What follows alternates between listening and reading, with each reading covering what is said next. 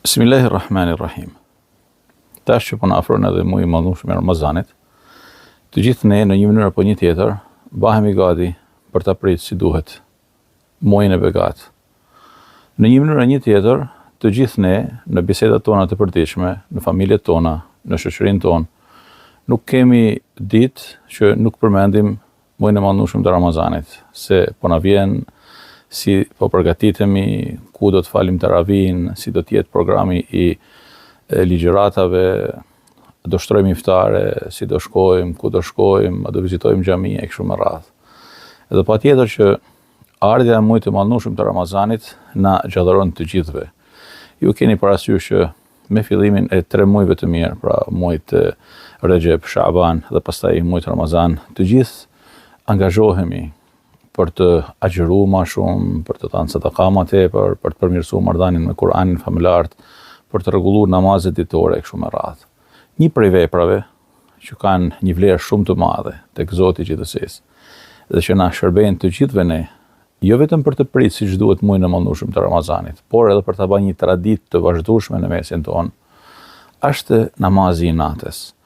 Namazi i natës, për të cilin pejgamberi alayhi salatu wasalam kur thotë që jepni selamin në mesin tuaj, pastaj thot një fjalë dhe faluni natën kur njerëzit flen që të hynin në xhennet paqësisht. Pra e ka bë namazin e natës si një rrugë garante drejt xhennetit të Allahut azza wa jall.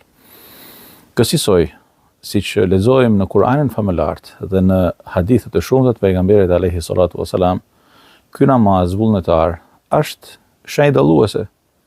Kur themi namaz vullnetar, agjërim vullnetar, tawaf vullnetar, sadaka vullnetare, pra përveç zakatit, të gjitha këto janë shenja dalluese të atyre që kërkojnë me shtu dhe me u dallu në mesin atyre që kryejnë thjesht vetëm obligimin.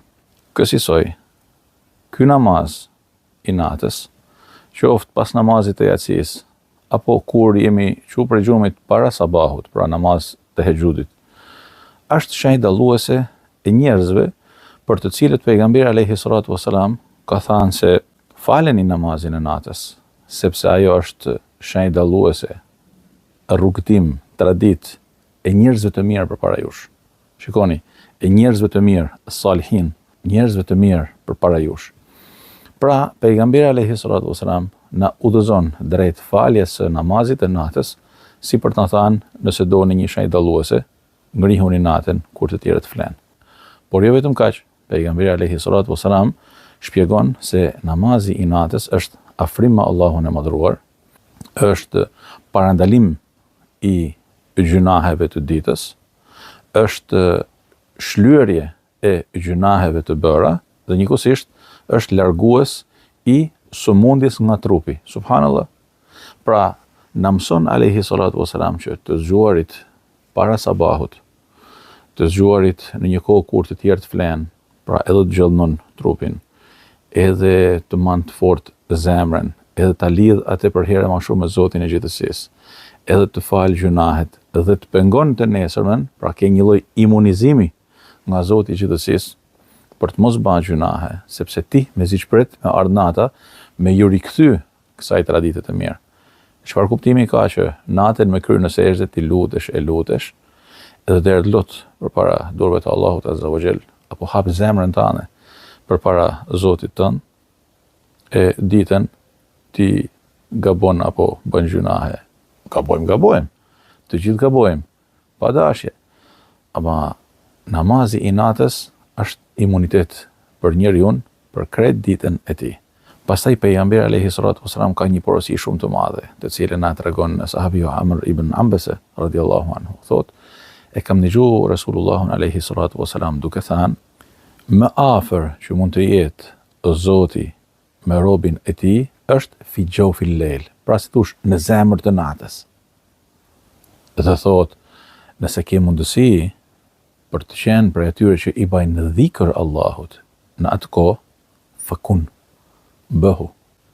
Pra është një nxitje për të bërë dhikr, për të lutur, për të lexuar Kur'an, për të rënë me kryen e sejdë në namazin natë në këtë periudhë kur shumica e njerëzve flen. Mënyra më e mirë për ta pritur Ramazanin është me u përgatit për namazin e natës së Ramazanit, pra për taravin, me namaz nate para Ramazanit. Dhe mi u lutë Allahut Azza wa Jall që me na erujt këtë tradit të mirë dhe këtë shenjë dalluese në mesin e njerëzve para Ramazanit, në Ramazan edhe mas Ramazanit. Allahu ju baft kabul. Allahu ju dasht.